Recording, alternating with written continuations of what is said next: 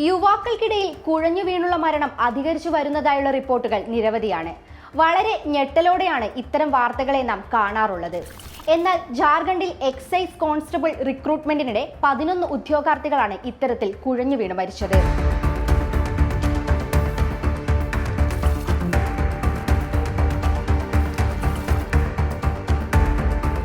കായികക്ഷമത പരിശോധനയ്ക്കുള്ള ഓട്ടത്തിനിടെയാണ് ദാരുണമായ സംഭവമുണ്ടായത്. കടുത്ത വെയിലും ചൂടും അതോടൊപ്പം പരിശീലനവും ആരോഗ്യാവസ്ഥയെ പ്രതികൂലമായി ബാധിച്ചിരിക്കാം.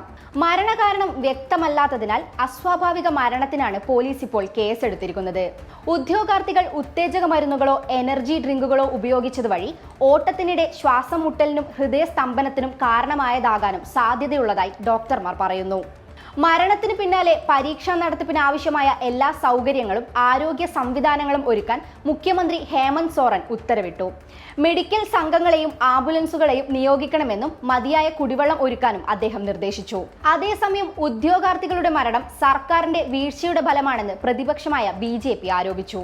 മതിയായ ആരോഗ്യ സംവിധാനങ്ങൾ സ്ഥലത്ത് ഒരുക്കിയില്ലെന്നും ആരോപണമുണ്ട്.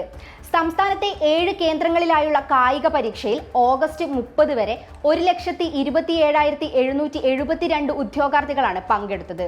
ഇതിൽ 78,023 പേർ യോഗ്യത നേടുകയും ചെയ്തു.